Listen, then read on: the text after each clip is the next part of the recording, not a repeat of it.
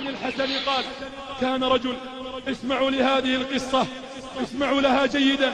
قال: كان رجل من أصحاب النبي صلى الله عليه وسلم من الأنصار يكنى بأبي معلق، وكان تاجرا يتجر بماله وبمال غيره يضرب به في الآفاق، وكان ناسكا ورعا. فخرج مرة فلقيه لص مقنع بالسلاح.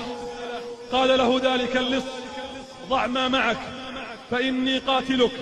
قال: ما تريد من دمي؟ خذ المال. قال: أما المال فهو لي ولا أريد إلا دمك. قال: إذن اتركني أصلي 4 ركعات، إنها الصلاة يا عباد الله. قال: اتركني أصلي 4 ركعات. قال: صلي ما بدا لك. يقول: ثم صلى 4 ركعات، فكان من دعائه في آخر سجوده أنه قال: يا ودود يا ودود يا ذا العرش المجيد، يا فعال لما تريد، أسألك بعزك الذي لا يرام، وبملكك الذي لا يضام، وبنورك الذي ملأ أركان عرشك، أن تكفيني شر هذا اللص.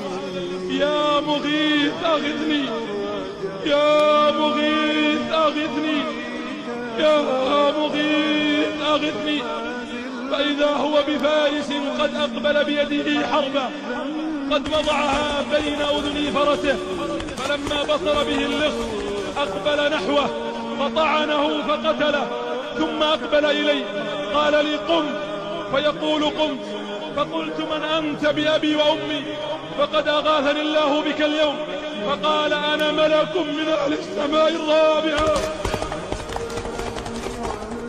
يقول: أنا ملك من أهل السماء الرابعة، دعوت بدعائك الأول وسمعت لأبواب السماء قعقعة.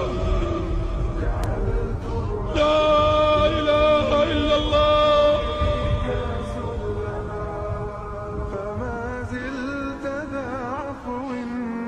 يقول: دعوت بدعائك الأول وسمعت لأبواب السماء قعقعة، ثم دعوت بدعائك الثاني وسمعت لأهل السماء ضجة، ثم دعوت بدعائك الثالث فقيل لي: دعاء مكروب، وسألت الله أن يوليني قتله. اسمعوا يا أهل الحاجات، اسمع يا مكروب، اسمع يا مهموم.